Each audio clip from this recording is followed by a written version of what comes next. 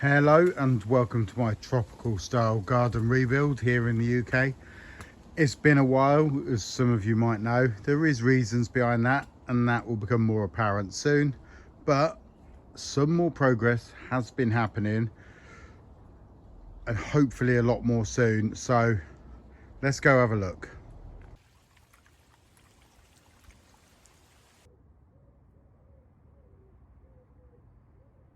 Okay, so it's September and I'd love to be able to say to you progress has been massive. The garden is looking amazing.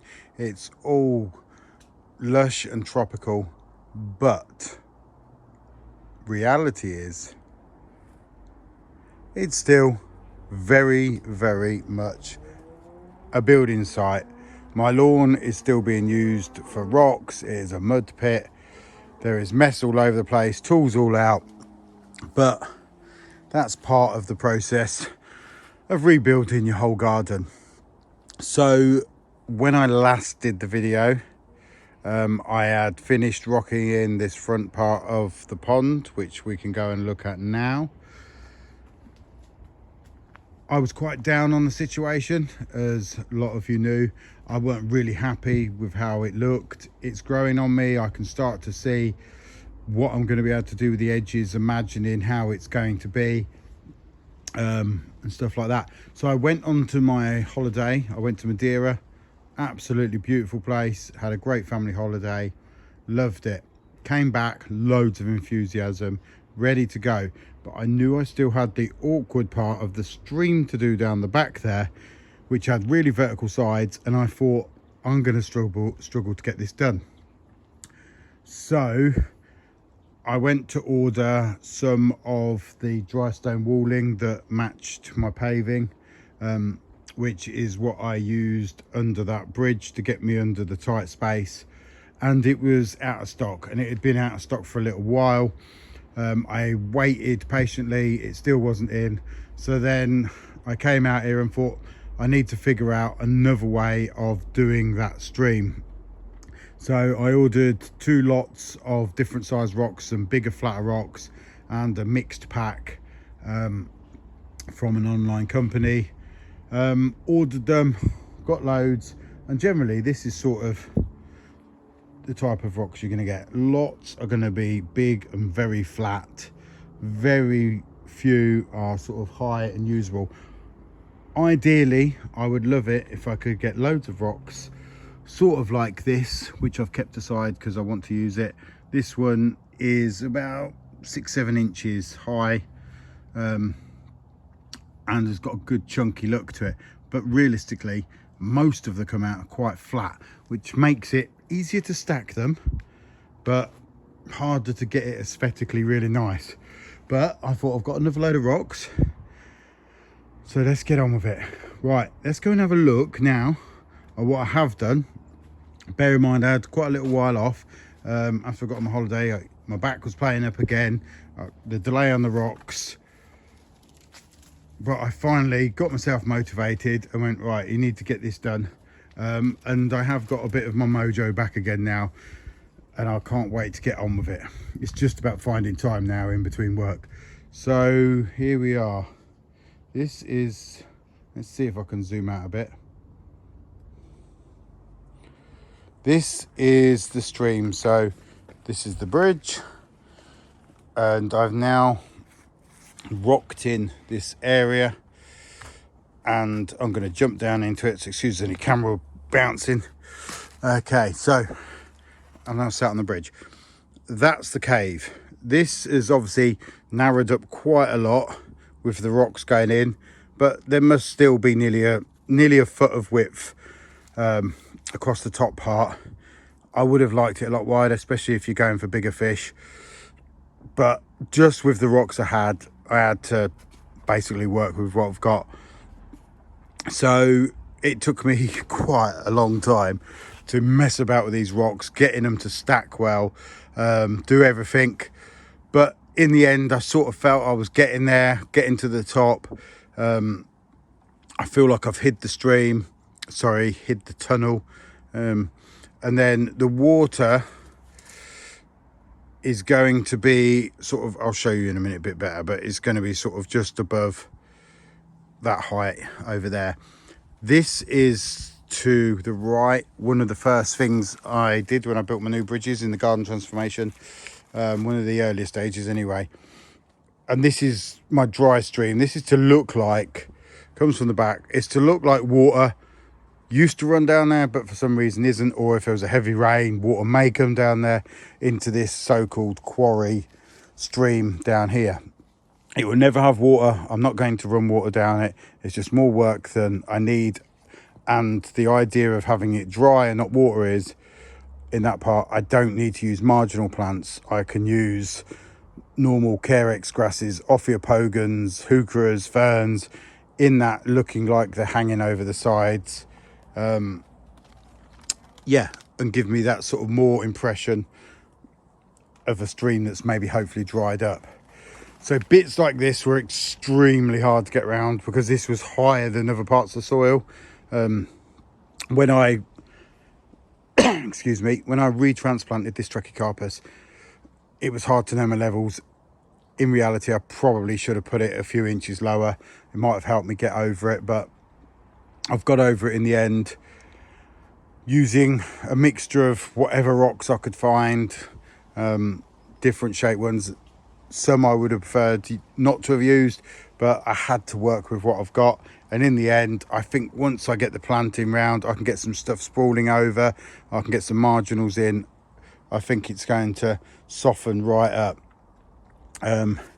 Sort of same as this sort of side. Let me get down lower again because it's struggling for me to see, especially with the light on it. I'm going to leave the yellow wave in. Over the years, I've debated whether to take this forming yellow wave out, but I think once I get something planted in front of it, I think it will work, because these yellow arching leaves are going to sort of help soften this rock side and help it make it harder to see around the corner, which in a couple of earlier videos I've sort of half mentioned. I want that almost disguise going round so I can't see it all, but if I go further across, different angles will give me different views. Then where we got up to, so I haven't done any of the back yet, so don't get too carried away, there's still plenty of work to do. So that's my tunnel going into there. I've started on the secret path, which is stepping stones over. I haven't finished this bit yet. Reason is I've got to do some work on the pipe work. I have done the steps going down this side, if I can move around here. So we've got the steps coming that way, coming down, then you're going to go onto this step. And I didn't want it to look like perfect steps because it would look too unnatural. I almost wanted it to look like some sort of stream, creek, that there was just rocks there and you could sort of hazardously, or cautiously I should say, more like, step your way across and get to the other side.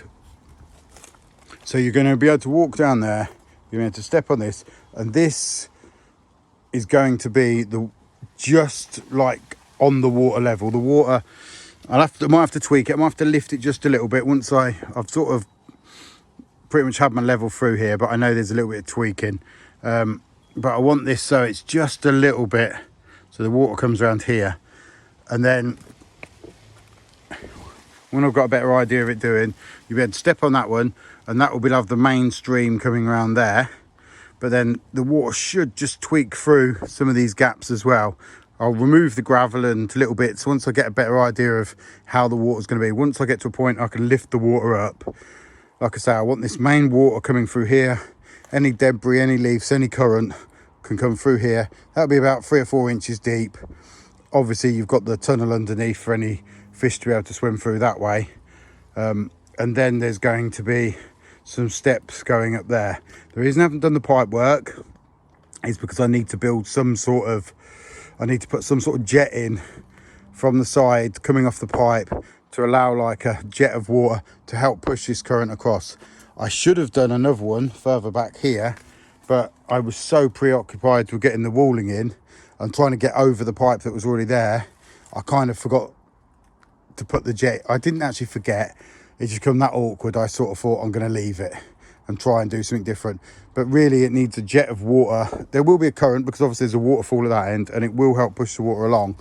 But I may need to find, just so I don't have any dead spots in here, I can keep that sort of current and flow going. So on the steps, bear in mind this has got no plants in. That's be a subject for in a minute. But on the steps here, I looked at doing all this gravel here. I like the idea of it, but I've sort of come on the idea that I'm going to leave the gravel in this bit for now, but on these bits back here, I'm going to use the plant, which little spreading ground cover plant, mind your own business, it's called. That's not me being rude. And let that have a green covering there. I was going to use moss, but I found very much with using moss in other spaces, the blackbirds sometimes like to pull it away and just throw it all over looking for what's underneath or whatever. But I will try and use moss and that in the gaps more into the pond. The idea is trying to do this work. I'm no expert. This is my first one. I'm a DIYer. I'm a landscaper by trade, but I don't do ponds. I've never done ponds, especially to this extreme and with this amount of work. But I'm starting to get there. I'm feeling it's got a natural look. I'm feeling once I can get these, like I haven't done all the line around the outsides yet and hid all that and done all the edge work. That's still got to be done. If you want to know how to hide line around the edges, just go on YouTube and do pond edge work and look at that stuff. These people are way more experienced and will show you with much more experience than me, because that's all I've done. I've watched these people, seen different tips, work on the levels, make sure that you never cut the liner below what, you know, water level. So water level will be down here somewhere, and then the actual liner where it's going to be hid is nearly probably 6 inches, 150 mil higher. So once I've put hopefully a water overflow in it, I shouldn't have no problem whatsoever with heavy rainfall overflowing and then getting the sort of problems where your soil drifts into your pond and muckers up your water.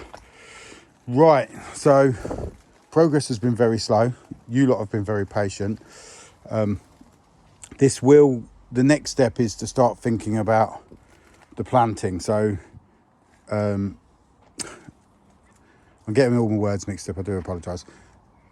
I'm thinking about the next step is to obviously carry on doing the pond. But I'm also, because I have to backfill around the edges, I do need to think about what plants can go where, because sometimes when I backfill, it's easier to just dig the hole and put the plant in at the same time as I backfill.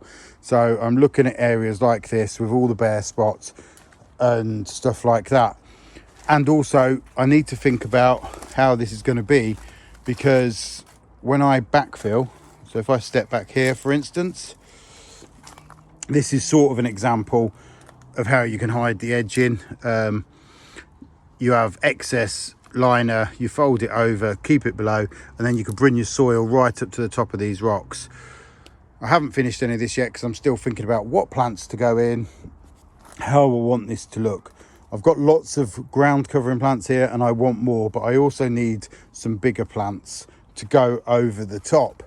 Now the reason I'm thinking about it now at this stage and not just carrying on with the pond, I am just carrying on with the pond, but I'm trying to think 2 or 3 steps ahead, is when you put these rocks in, you have to backfill this with soil to hide the liner. And in that case, I want to be able to backfill that soil with the idea of what plants I want to go in. So for instance, if it's this Farfugium or Farfugium, however you want to pronounce it, that likes a bit of moisture. So I could backfill that with soil, and I can backfill that with some manure mixed in or a good bit of compost or something that's going to help that thrive. The same as if it was spotty dotties, if it was regersias, I can backfill adding that extra mixture while I'm doing the work. So that's why I'm trying to think ahead. A different example is if you had something, you know, like this that wants much more drought conditions, then I can backfill with a real gritty mix, adding perlite or grit or whatever. So having a good idea of how I want it, what plants I want to put in around the edges, I'm going to adapt it. I'm going to change my mind. I'm going to do things, but if I don't and I pick the right plants to start with, it'd be nice to be able to have a really good mix ready for the planting. As you can tell, I don't think too much about this video. I just blabber on and really don't ever know where it's leading. I just feel like a lot of you have been waiting a lot of time, so I thought I'd better do an update. So regarding what plants I'm going to put in, this spot here, I was going to put a, let's think, a large, my big red inset. So this one that's in the pot, that was going to go into this spot here. And then, but it's getting so late in the season, there's no point in me planting it now. I'm pretty much going to have to move it. So I'm not dead sure what I'm going to do there. I might dig a hole and put a pot in, so I could put another plant in just to look nice for winter, and then take that out and then have the hole ready for my inset. I'm really not sure yet. That's for another thought. But I do want to think about more of this backfilling as I go around the next few days and what soil type I'm going to put in. So what I'm going to do is I'm going to go off, have a look at some of the sort of plants that I think I might want to use and might want to put in to get this sort of natural jungle tropical type stream. So I'm going to head off to the nursery now. I'll give you a show around there, and then we'll see when we get back here how we might be able to use them plants. Right, I've now arrived at Jersey Cottage Nursery, and I'm just going to have a little walk around part of the garden, which is very much like a woodland walk. And as that's very much going to be the feeling and the idea, that woodland feeling around my stream, I thought I'd come and have a look at some of the plants I got here and imagine to how they'd probably work and what might work before I go and think about buying any. So straight away here, I can see these logs around the path, and we've got these Tiarella, and they're the way they're just sort of got that burgundy hint to the leaves, but they're also hanging over this log, and I'm very much looking to soften the rocks. So these might definitely be an option. And this one is Tiarella Sugar and Spice, if that shows up on the camera. But very much, if you can imagine, like I say, the rocks and the way these can sort of give me some ground cover and hang over, plus I get the flowers, definitely an option for some of the spaces in the garden. We've also got the Brunnera behind if I want to brighten up the spot, and also one of my favourite hardy evergreen ground cover plants is this, and it's Pachysandra terminalis, and this one's green carpet. I have this in a few spots around the garden, but not with that kind of cover. If I don't want to see soil, really good for planting around the bottom of some of the other plants. Okay, let's have a look. Let's go around. We've got some of the usuals. We've got Fatsia spider's web, we've got an Akuba. This one I think is the Mahonia Sweet Winter, and personally for me I think the leaves are just a little bit more architectural and structural than Mahonia Soft Caress. Really does stand out. That's a beautiful example. You've also got the Mahonia Volcano as well. Any of them are going to sort of, that's pretty much the size it's going to grow to. You ain't going to get much more than that. That's about 5 foot high. All year interest, definitely a plant worth going for. Bear in mind this is mid-September, so some of the plants will be going over now, so bear that in mind. Farfugium, however you want to pronounce it, with these big glossy leaves. Actually, I think that one isn't Farfugium. It's a plant that's very similar, but is the label there? if I can remember it, I'll put it up on the screen.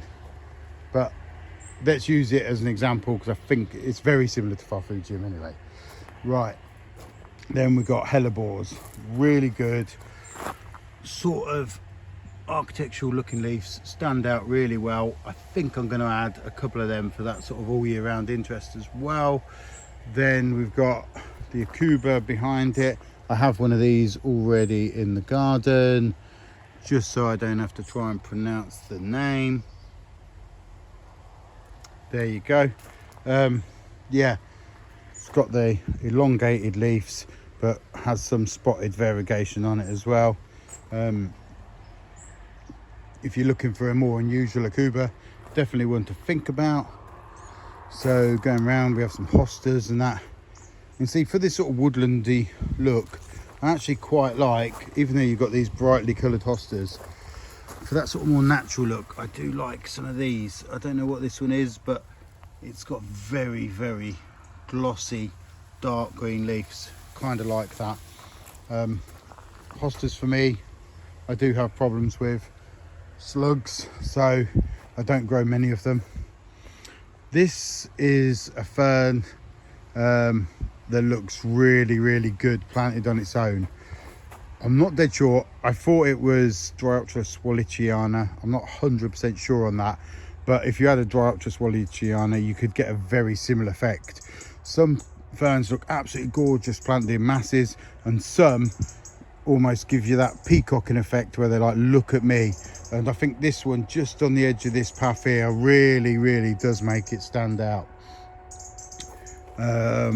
We've got the bamboos, which obviously soften the side. I won't be using any of them, but going back to this area here, so we've got very much the kind of feeling that I'm after with this big log in the background and these logs here. You've got your canopy, which is high up, made of different trees. Then you've got some mid-level plants, and then you've got various ground covers.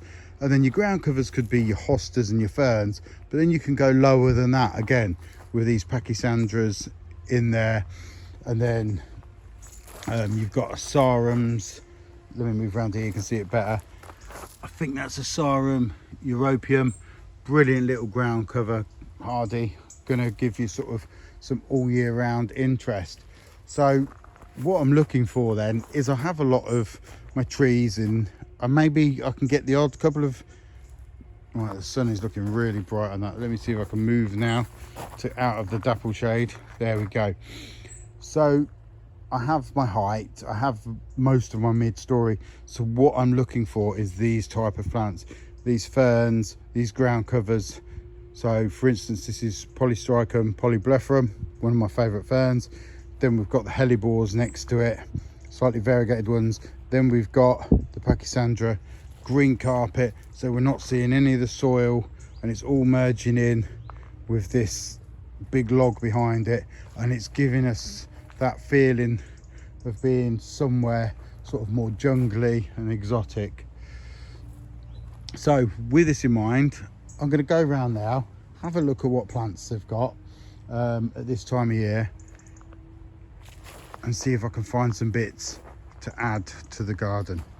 Actually, let's go for a little bit of a walk around here. Let's make the most of being here. I don't get to film around here very often. So there is another plant that I've got that I'm adding to the garden, and I think it's going to look absolutely lovely over the stream. And it is this Woodwardia radicans. Absolutely gorgeous fern. So here it's very much in this dappled shade. I'm going to try and plant mine so hopefully the fronds can overhang part of the pond or the stream. I think that's going to look really, really good. And if it grows to that size, I'll be a very happy person. I've got to sort of obviously prep the soil well and give it the ideal conditions, and hopefully I end up with something as big as that. Let me just sort of try and show you in my hand so you can see how big that is. Them fronds must be, I don't know, definitely over a metre long anyway. So that is definitely going into the garden. Then we've got one of these I've got. Now this is a really good, it's a little bit flattened at the minute, but if you come here, usually it looks a lot nicer than this, to be fair. It looks a little bit flattened by the weather and that we've had of recent, and the drought, of course, because it's been a very, very dry year. But this is Begonia ciliata, and this one's Wilton, I think. I have it in my garden, and it's a great sort of plant if you want that all year round interest. If you don't want to grow hostas because your leaves are getting eaten, stuff like that, you don't want them to die back, you want some evergreen all year round. Obviously they're going to maybe look tattier through the winter, but generally really big leafed, hardy plant, definitely worth a go. Look out for that one.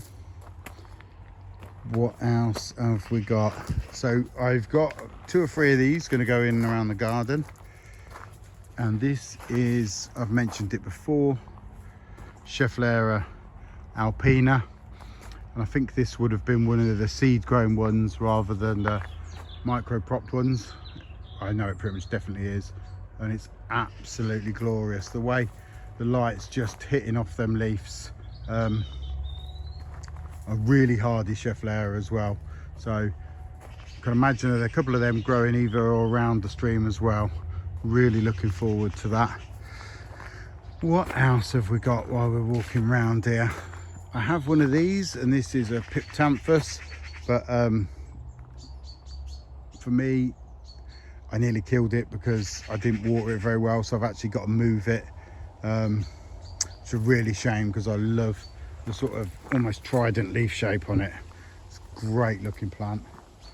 Going around here, we've got some grasses, echiums, massive bamboos. Let me go back a bit because I'm trying to talk about the plants that I can use in my garden. Excuse the noise in the background. And this one is Daphne macropodum. I have a couple of these in pots that I've been waiting to plant for ages. You can sort of see at the minute that's like probably 5 foot high by about 5-6 foot wide, so they can get to a good size, but the new growth comes out more sort of really lime greeny, as far as I remember. I've got to find a spot for it. I'm not sure where I'm going to get it in, but I really like it. It might not look much on the camera, but the foliage is really, really nice. Right, I'm going to have a look where else around the nursery, see if there's oak worth filming, and we'll go from there.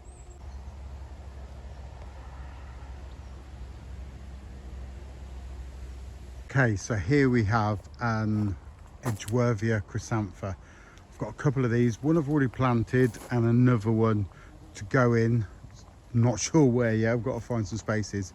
But this plant, I think, is deciduous, hardy, but I think the foliage really gives you that tropical feeling, gives you a very much jungle feeling.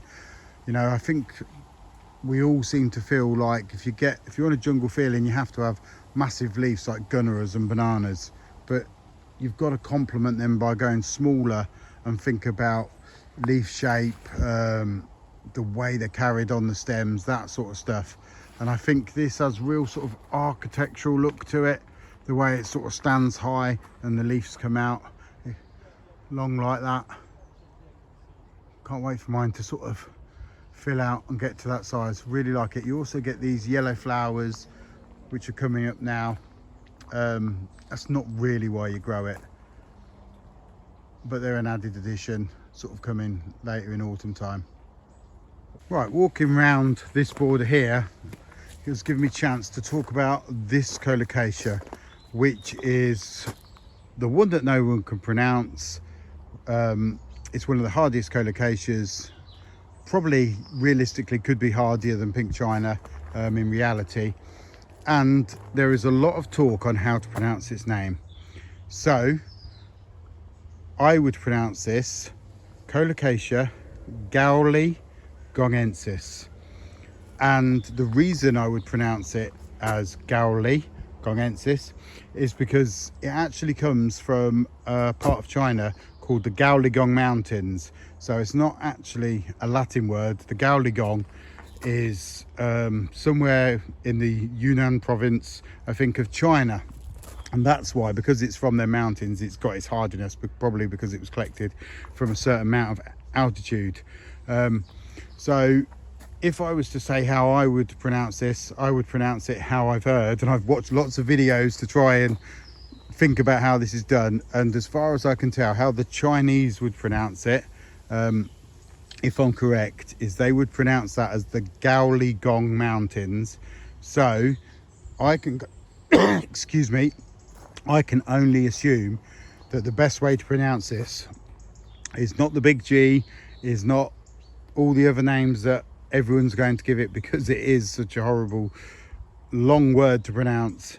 I would go with, personally, Gowligong ensis.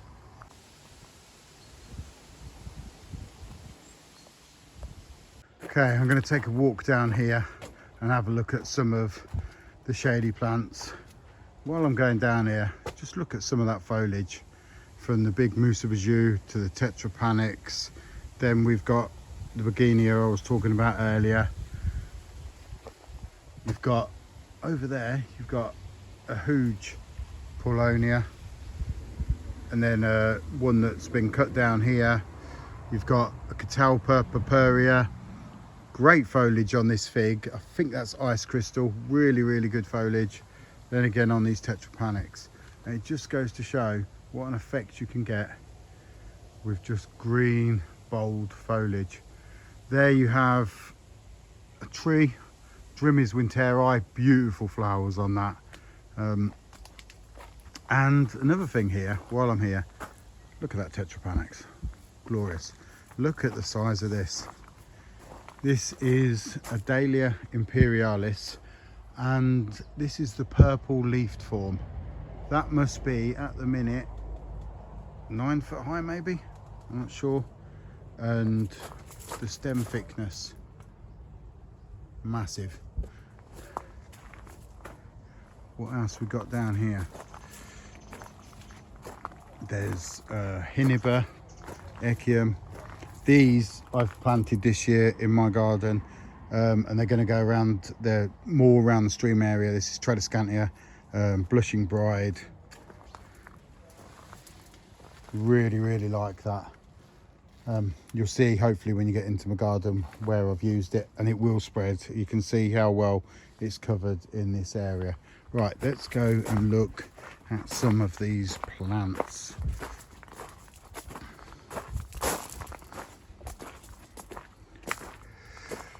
Right, like I say, it's September, so when you come here, the plants will change a lot throughout the year.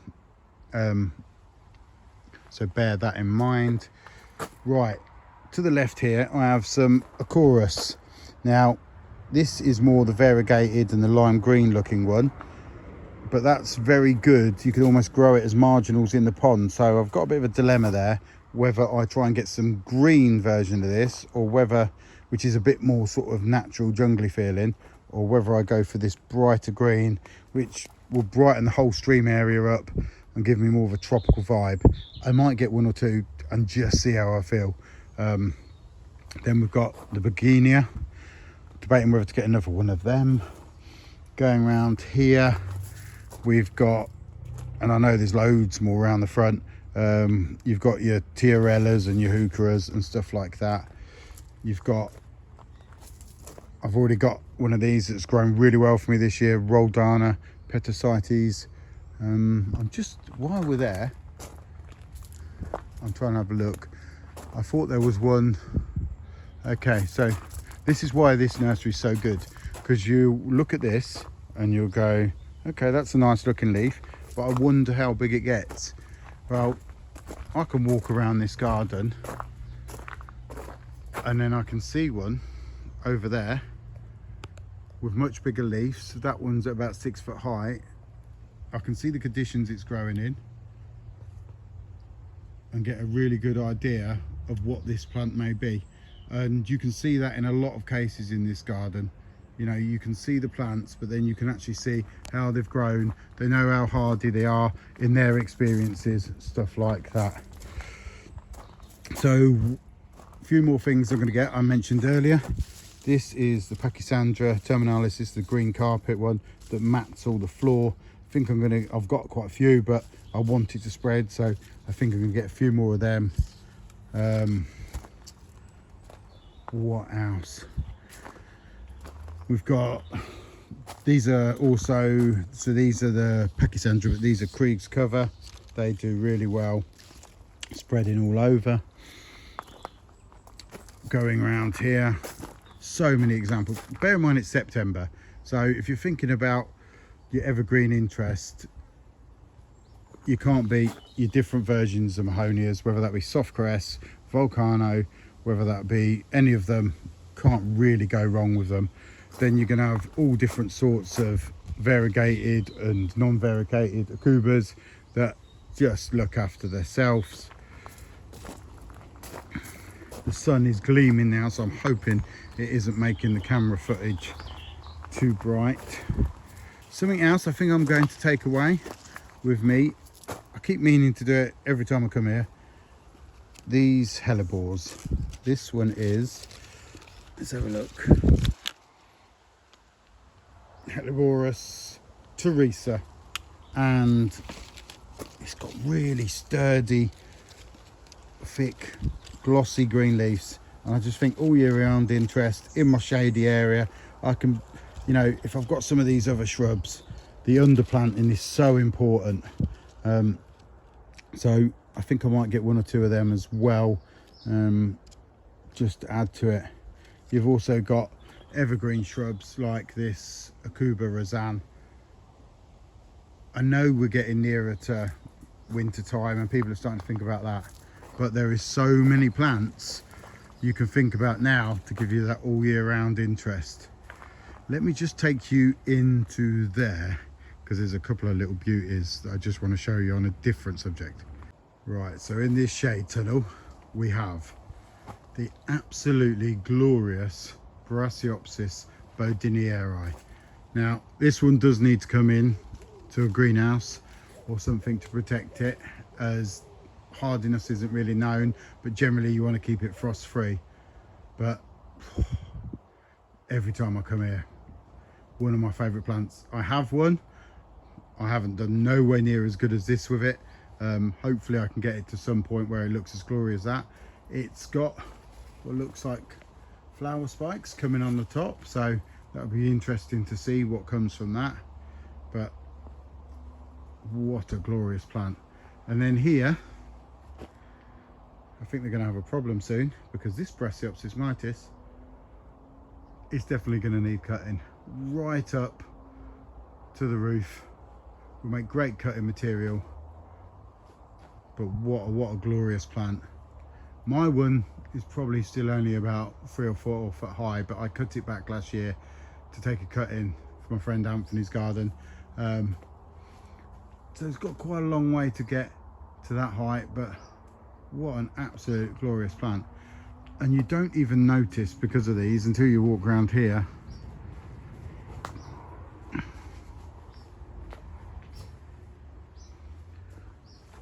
The massive Schefflera macrophylla, which has a certain amount of hardiness. I know Yorkshire Chris had it in his garden for many years, until last year I think, where it suffered from either the wet or the dry. But absolutely beautiful big Schefflera. We also have in here a Brassioopsis hispida, which hardiness varies. Probably best to protect it. I know some people have said they've had it come back from the ground, so that's really interesting. But if you've got one, personally, for me, I bring it inside just in case. I also have this, which is Brassioopsis fatsoides. I left mine out last year. It faced -3.5 Celsius and didn't even lose its leaves. It kept its leaves. It looked a bit tatty, but it didn't even lose its leaves, and then has done really well in my garden, which I can show you in a minute. Right, I've been here quite a while now, walking around, looking at plants, talking. I think I need to get back because no work is happening, so I'll see you there. Okay, so I'm back home. I've brought some plants, plus I already had quite a few plants here waiting to go in. It's just starting to rain, so I'm not sure how much longer I can make this video, but let's have a look at what we got and go from there. Right, so here's my plant haul for today. I went for 3 of the Pachysandra terminalis green carpet. Brilliant ground cover, have quite a few in the garden already. Brilliant underplanting for a shady condition. You see what they look like at the nursery when they cover the whole thing. I could have just bought 3, I mean 1, and been patient, but I wanted the idea that I don't know where things are going to go yet. Giving me 3 gives me the option to group plant them or spread them around a little bit.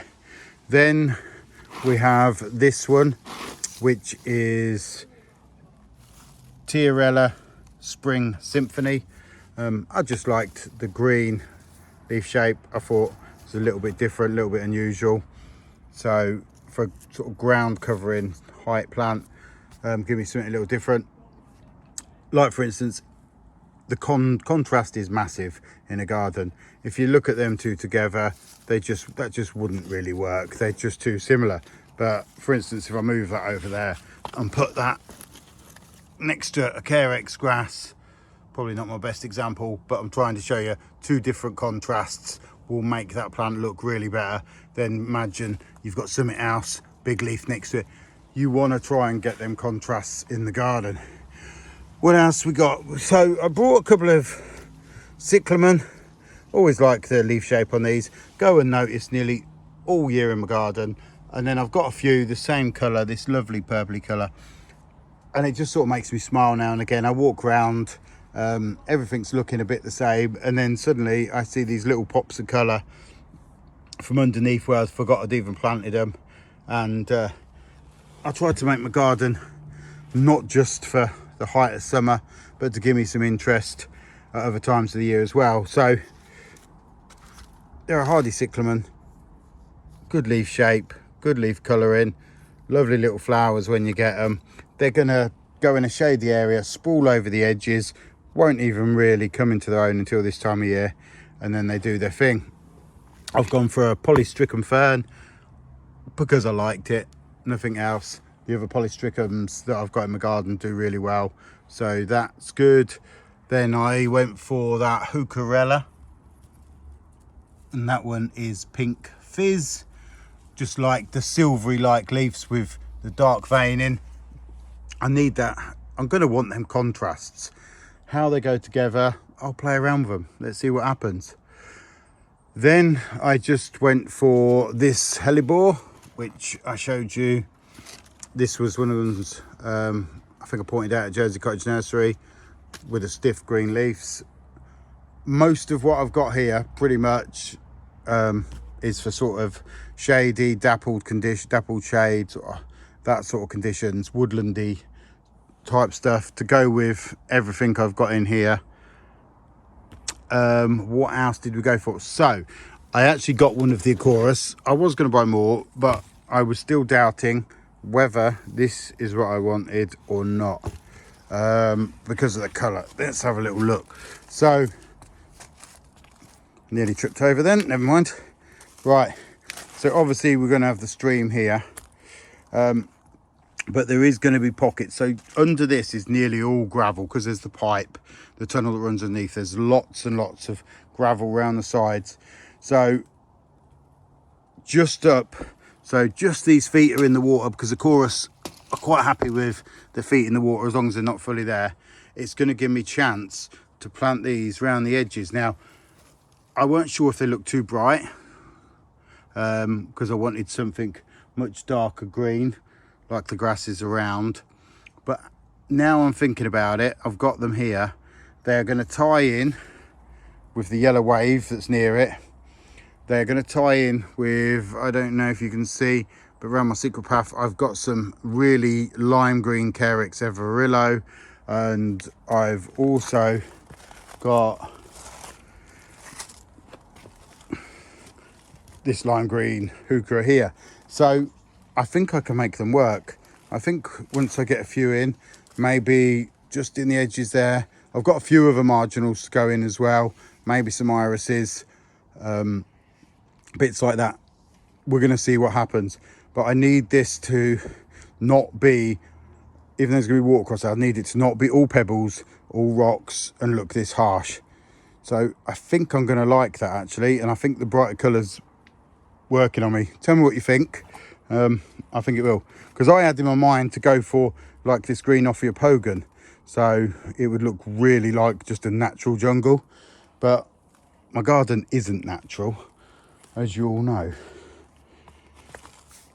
Step back up on the bridge. So I have brought a Viburnum Davidi, which is an evergreen shrub. I like the leaves, they're almost like a pilea type leaf. I need plants round the back there that are going to be quite tough, that aren't going to need massive amount of work. This is really not easy, moving these plants, walking down, holding the camera, everything like that, but I'm going to do it anyway. So my idea for this was somewhere, not just there, but further around, somewhere in this border here. Move it over a bit so it's got a bit more room. It's got plenty of room there, because I know it will grow tall, a bit taller, another foot or so taller, hopefully not too tall. I can always prune it down if it does, but it will also hang over this edge. This isn't my best camera work, I do apologise. I'm really struggling to find somewhere to stand while doing all the filming at the same time, but I'm trying to give you an idea on why I brought these plants. Okay, so that can go, it's going to go more round when I move that plant out, and that should fill that whole section in and give me a really nice green, evergreen contrast to go with the plants, because that's going to be, when I step up, will be my secret path. And then I'm going to have, you can see I've tried to put bits of logs and stuff in. I need to try and get more of them. I want some really nice, interesting logs so I can put them down the sides. Here's a little example of what I mean by that. So I found this twisted old rock. I was using it elsewhere, but it just seemed to fit there. So it looked like there was a twisted old root coming out of the side, and when that all gets planted and you can't see where the root comes from, that's what I need. I need lots more wood to soften the rocks with the moss. Let's look at that one of the last plant. Right, I also went for this climber, and this is a Tetrastigma obtectum, and I went for it because it's one thing putting these tall plants in, these mid-layer plants in, the ground covers in, but I'm also going to have to, which isn't necessarily a bad thing, but I'm also going to have to look at these trunks of these waggies, and that's another space I can add to. So in summer times I can put epiphytes on there, like I have over there on one of my other trackies, so I can do that. But also, I don't know if you can see back there, I've got climbers going up my trackie trunks as well, and that is what my brain is. I think if I can put it there and grow it up this waggy as well, then that's another space I can get plants into. It's just another option, and that's what I'm trying to think. I'm trying to think, what is my height, what is my mid layers, then I can have the lower ones like the farfugiums, and then finish off with these ground covering plants. So there's some of the plants I've brought today from Jersey Cottage. Just want to give a big shout out to them and thank you. Plants and service is always absolutely brilliant. Was given some really good advice on like the climbers and stuff, so definitely worth, if you're looking at adding shrubs, hardy evergreens, it's a good time to be putting that stuff in. Get yourself down there and have a look what they've got. Let's look at some other plants I've got, because I've been collecting them for a little while to think about what else can go in there. And this is on the other side of my bridge. So on this side, we've got various lots of different greens. We've got the spotty dotties. We've got the Farfugium Oreo maculatum. We've got Farfugium giganteum. Then we have the Pachysandra Krieg's cover, which is a good one for spreading along the floor. I've got this Asarum, which came from Pan Globals, and this one is Asarum, and this one is called Deep Throat. Not going to say anything more about that name. Then what else do we have? So I have a Pollia japonica. Should be hardy as well. It will die back, but hopefully should come back. We've got this other Asarum, which is Asarum caudatum.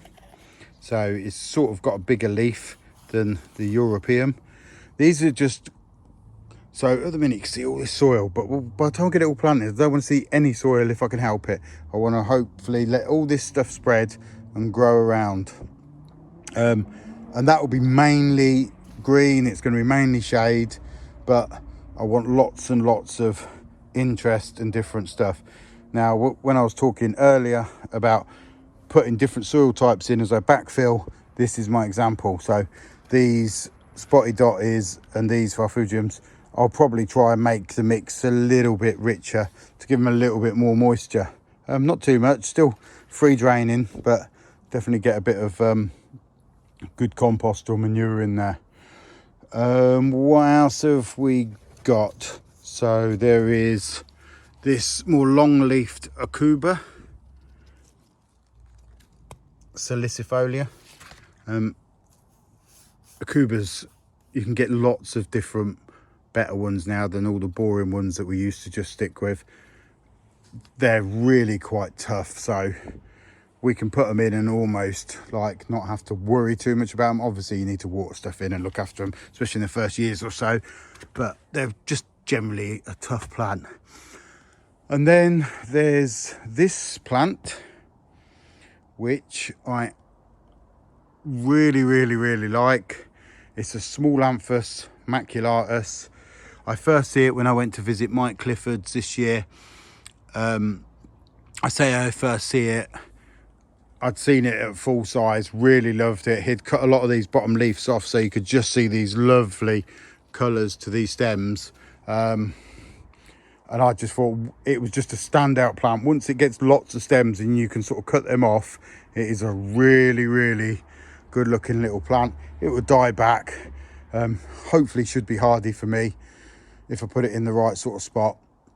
I'm not dead sure where yet, to be honest, but we'll see. Then another plant I'm trying to get more of, but they're quite hard to get hold of in the UK at the minute, but I did manage to get hold of this one from a private seller. I have one already planted in the garden, which has been here for years, and it is my Camadoria radicalis, and they're like a hardy parlour palm. When I say hardy, my one has took probably -7, -8 under the cover of a large Trachycarpus fortunei, and has not took any damage. I think in a couple of really cold nights I sort of panicked a little bit. I think I put some fleece or a coat over it, but generally I would have these all over my garden in sort of dappled shade. I think they're so nice. I just wish there were more available. I think if more come available next year, I'm going to get them. Right, this video is getting so long. The day's getting later. You've been patient. It really I really do love the comments that everyone keeps giving me. It's been really encouraging, even in times when I got really down about it, and there's been times where I just thought, what have I done? But as I get nearer to the back, I can sort of see it coming together. The planting bit's fun, putting the logs in, the moss in, that's all going to be really fun. So it's getting there. It's been a long old journey and there's still plenty to do, as you can see, because I've got a big hole at the back there. Something I did do a little earlier is I did get some of that mind your own business, and that's going to start to go into the cracks there, so that should green all them up. That's another job to do. It's all about the details. Also around the back, there's not much to show because I've got a lot to do around here. As you can see, I have got, and I'm going to try and get a few more of these. Can I zoom in? A really nice big dark log there covered in moss. That's going to go somewhere around that wetland filter. Terrible camera work, do apologise. So yeah, that's where I've got to go. As of present, I haven't been showing me putting the rocks in because it's so hard to do camera work. As you've seen, I'm walking around here and it's quite a struggle, but it's hard for me to do the camera work and show how to put the rocks in, how I'm building it. And I am no expert, I'm winging it, I'm doing it and seeing what happens. If you do want to see some of that, I will try when I get to that back, especially when it comes to the waterfalls, which is going to be a real tester for my brain on how I'm going to get the waterfalls to come in and stuff like that. Let me know in the comments, any questions, anything. I know some of you like me to put names of all the plants as I do it, and sometimes I do that because it's not always easy to understand what the name is called. That takes me ages and ages to edit in, and when I've got time I don't mind doing it, but sometimes it takes so long to put the name of every plant. If that's what you, if there's a plant that you would like to know the name of because you didn't get it, then just comment and put in the timestamp, tell me when it was, and I try to comment to everyone that puts it. I literally nearly just fell backwards over the step there. This is what, hazardous, terrible. Right, I really do need to leave it there because I've got to go in and edit this video. Once again, I know it's been a long time. I wanted to get this much more done, but it is what it is. And for the family that basically said when my videos come out that they give a high five, I really appreciate that. That's quite a compliment indeed. So hopefully you've got something from this video as well as everyone else. See you soon.